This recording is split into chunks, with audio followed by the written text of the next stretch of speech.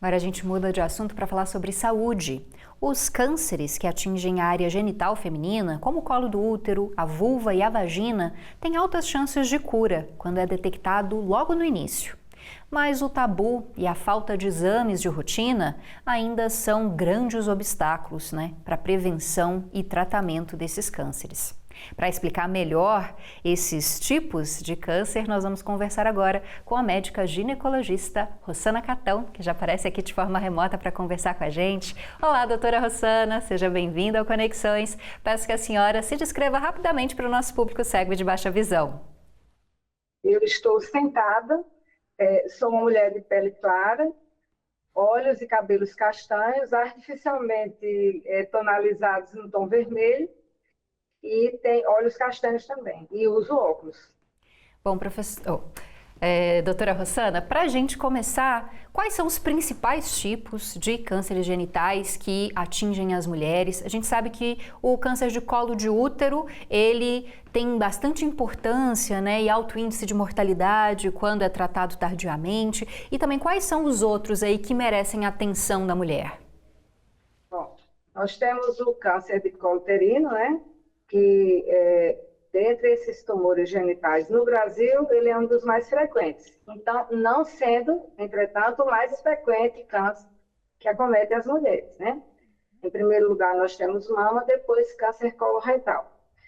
E também pode haver o câncer no corpo do útero, que é o câncer de endométrio, e também pode haver nos músculos do útero, que é o sarcoma uterino, e pode haver também o câncer de ovário e de tronco, e vulva e vagina. Todos esses são em menor frequência, Então, assim, no Brasil, significativamente, nós temos o câncer de colo uterino, que o Instituto Nacional do Câncer fez uma estimativa que nos anos de 2028, 26, 27, 28, vão ser diagnosticados por ano 19.310 casos de câncer uterino, de colo uterino.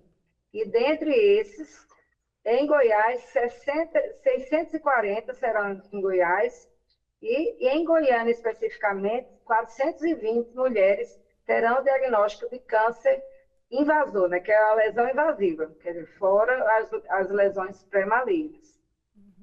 Doutora, falando especificamente do câncer de colo de útero, o exame de rotina que a gente deve fazer, as mulheres devem fazer, ele é essencial para a prevenção e também para a descoberta precoce desse tipo de câncer. Houve uma mudança, do Ministério da Saúde, também implantando agora um exame de sangue para verificar a presença de vírus HPV. Queria que a senhora falasse um pouquinho, o que a mulher que está em casa assistindo a gente deve fazer para se precaver, e para descobrir mais cedo caso esse câncer apareça? As novas recomendações falam sobre um exame chamado genotipagem de HPV. O que é que significa isso? É um exame que vai identificar a presença do HPV, se a mulher está infectada pelo HPV de alto risco ou não. Porque existem vários tipos desse vírus, que é o papiloma vírus humano, mas vários não provocam, não têm esse poder de provocar aparecimento de células malignas, Então, esse teste de genotipagem, ele vai separar o joio do trigo. Ou seja, aquelas mulheres que tiverem os vírus que são mais agressivos e mais relacionados ao câncer, sobre essas mulheres haverá uma investigação maior, com exames de colposcopia. Mas esse exame ainda no SUS não está plenamente funcionante. A ideia era começar em alguns pontos pilotos, algumas cidades, para ir conseguindo ver como que se chegaria à melhor forma de fazer esses testes. Então, ainda ele está um pouco parado. Mas, assim, a gente espera que em breve ele esteja disponível para a população em geral. A saúde suplementar, que regula os convênios, ela já tem previsto esse exame. Então, como que se faz? Como um exame normal de ginecológico, Através do exame especular, é feita a coleta num material específico específico próprio para armazenar o material coletado e vai ao laboratório fazer o exame exatamente para identificar se existe o HPV de alto risco. Se houver encontrado o HPV 16 ou 18, a mulher já será encaminhada para fazer colposcopia e biópsia. E se não aparecerem esses vírus e aparecerem outros também de alto risco, mas menos relacionados ao câncer, a mulher vai fazer, então, a citologia reflexa, que pode ser obtida desse mesmo material que colheu para a genotipagem do HPV. Mas enquanto as mulheres que não ainda tiverem acesso a esse exame, porque se ele der negativo, a mulher só precisará fazer nova coleta de genotipagem em 5 anos.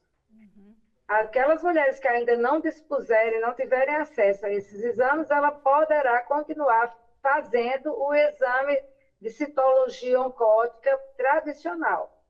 Que é o Papa Nicolau, né, doutora, que a gente conhece. Exatamente. Então, assim, o Ministério da Saúde ele sempre preconizava, se a paciente já tivesse 2 exames bem colhidos e bem representados, ela poderia repetir a cada 3 anos.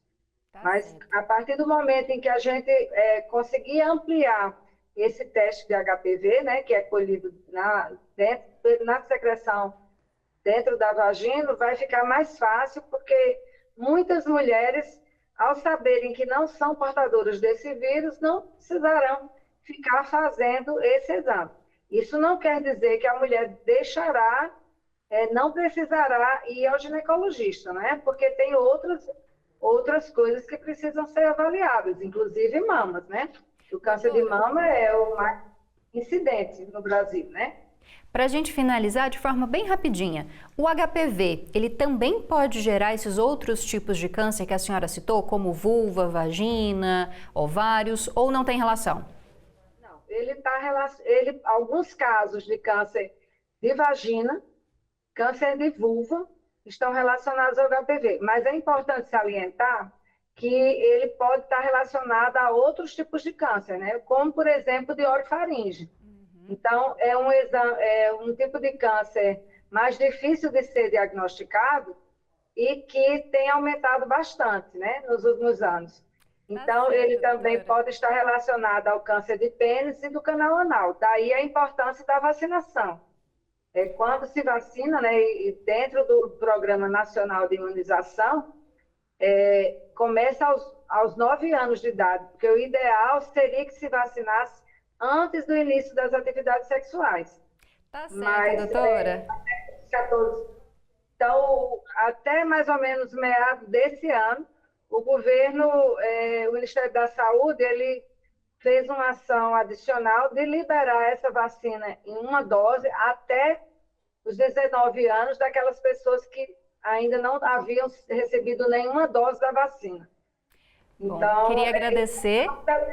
Isso, porque diminuiria o risco do câncer de pênis, do câncer do canal anal também, né? E também diminuiria a transmissão, né? Tá certo, de uma pessoa para outra. Bom, a gente gostaria de agradecer a presença da doutora médica ginecologista Rossana Catão, aqui de forma remota com a gente. Boa tarde, doutora. Muito obrigada pela presença. Tchau, tchau. Tchau.